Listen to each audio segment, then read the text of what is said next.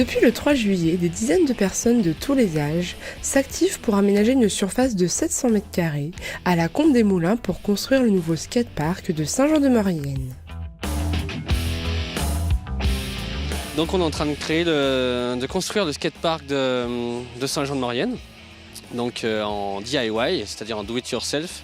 Donc on le construit nous-mêmes avec l'aide des bénévoles et avec l'aide des entreprises locales surtout. Et il y a beaucoup de non-skateurs qui viennent ici sur le chantier. Et donc c'est assez incroyable parce qu'il y a quand même un certain élan qui se manifeste quand même sur ce chantier. Et beaucoup se sentent impliqués même en étant pas skateurs. Les bénévoles ne sont pas les seuls à apporter leur aide lors de ce chantier hors norme. De nombreuses entreprises locales soutiennent le projet en mettant à disposition du matériel et en appliquant des tarifs compétitifs. Une aide matérielle, mais pas seulement. Les entreprises locales ont aussi apporté leur savoir-faire et leurs connaissances pour que les bénévoles puissent évoluer dans les meilleures conditions.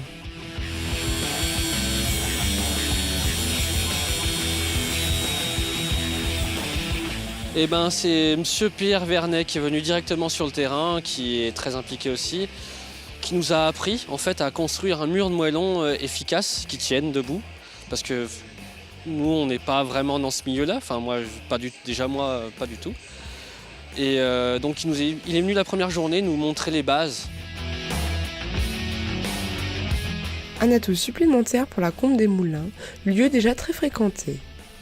Pour permettre la construction de ce skatepark, la ville a investi un budget de 50 000 €.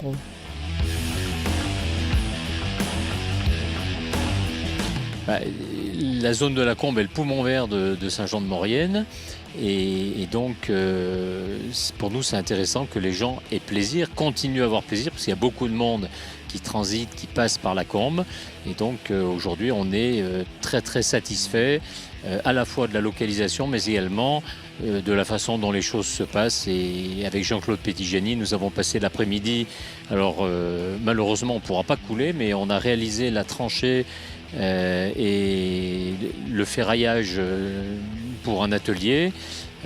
Et on était, tout à l'heure, on déchargeait des moellons avec des gamins qui avaient à peine 10 ans, qui venaient donner un coup de main pendant un petit moment. Il y en a certains qui sont là depuis début juillet.